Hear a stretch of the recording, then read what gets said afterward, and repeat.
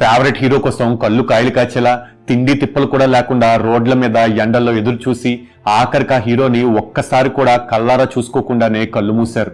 ఇదంతా అభిమానం అనుకుంటున్నారేమో. ఇది అజ్ఞానం.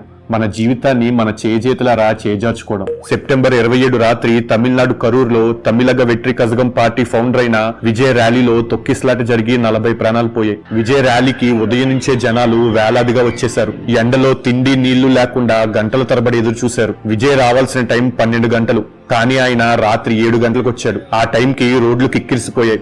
జనం అలసిపోయారు. బస్ మీద విజయ్ స్పీచ్ మొదలయ్యాక అతని వెహికల్ కి దారిని ఫ్రీ చేయడానికి పోలీసులు జనాన్ని తోసేశారు. కిక్కిరిసిన రోడ్, పవర్ కట్, చీకటి. చివరిగా తొక్కిసలాట్లో 40 ప్రాణాలు పోయాయి. అందులో 7 పసిబిడ్డలు వికత జీవులయ్యారు. విజయ్ ఆయన ఇచ్చే స్పీచ్ ఎండ్ అవగానే మీడియాని పట్టించుకోకుండా వెళ్లిపోయారు.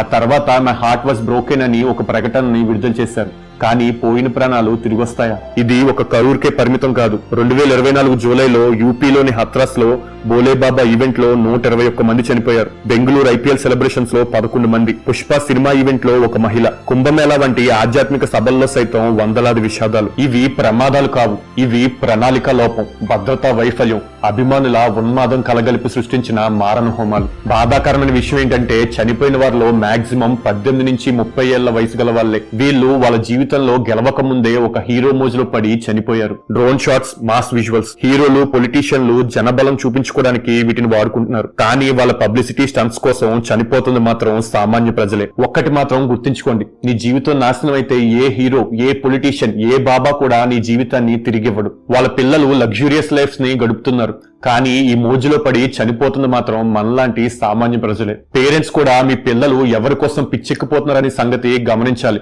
వాళ్ళు అభిమానించాలి, పూజించకూడదు. అండ్ ఫైనల్ గా ఈ వీడియో చూస్తున్న మీ అందరినీ ఒక క్వశ్చన్ అడగాలనుకుంటున్నాను.